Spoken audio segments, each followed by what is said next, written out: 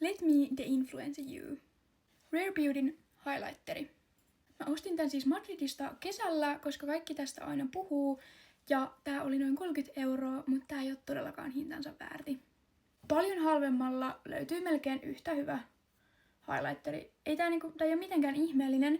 Ja kuten näkyy, niin tosta lähtee tommoista miten ton nyt sanoisi, tollaista hilettä. Että se ei ole semmoista smooth, vaan ihan tämmöstä. YSL on tällainen huulikiltojuttu. Siis aivan järkyttävän hintainen. Totta kai musta tuntuu, että me maksetaan tästä purkista, mikä tässä on. Siis ei tää ole mitenkään ihmeellinen, ei mikään pysyvyys ole erilainen vaikka johonkin Essencen huulijuttuun verrattuna. Ja tää sävykin oli aika kamala, tai ei sovi mulle ollenkaan. Sitten tulee tuote, mistä mä tiedän, että niin moni tulee suuttumaan. Nimittäin BBI:n ripsiväri. Nimittäin mulla on storytime. Mä sain tästä kerran Virossa, kun mä olin reissussa siellä, mä sain silmätulehduksen. Mä olin että ei vitsi, että on kiva ripsari. Että no, mä heitän sen pois ja ostan uuden tällaisen sitten kotona. No niinhän mä tein, ja ei mennyt kuin pari viikkoa, mulla oli uudestaan silmätulehdus. Ja se, mistä mä veikkaan, että se johtuu, on se, että tässä ripsarissa on oikeasti niitä kuituja. Mutta mä oon kuullut, että tästä on tehty versio, missä ei ole niitä kuituja, niin ehkä mä voisin kokeilla.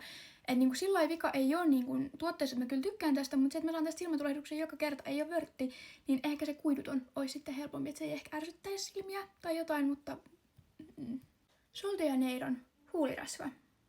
Mulla oli tästä kaikki rasvat, bodymistit, jne, joten mä halusin tämänkin, koska mä tykkäsin siitä tuoksusta. Tää haisee ihan hirveälle. Siis tää haisee kaurapuurolle, ei ollenkaan millekään sille tuoksulle, sille onko se nyt 6-2. En mä oon käyttänyt tätä. Siis ihan kamala.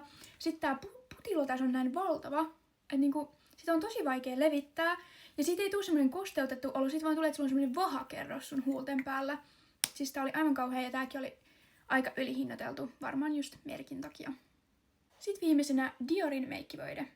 Siis sinällään ei tässäkään nyt mitään vikaa oo, että ei ole epätoimiva tuote, mutta tää hinta on ihan järkyttävä siihen nähtynä, mitä sä tästä saat. Ei mitään peittävyyttä, ei mitään pitoa sen paremmin kuin jollain halvemmalla meikkivoiteella. Et en kyllä ostais uudestaan just ton hinnan takia ja se, että ei täällä saa sitä, mitä mä haluan, koska mulla on akne, niin mä haluan peittävän meikkivoiteen. Että tää oli myös tosi hankala kerrostaa. Ja muistakaa, että jos nää toimii teillä, niin good for you. Ja jos te näette vaikka jotain näillä mun videoilla, niin voi olla, että mä vaan haluan käyttää ne tuotteet loppuun, enkä heittää vaan roskiin, koska tääkin highlighter, kyllä tää toimii, mutta en ostaisi enää uuden.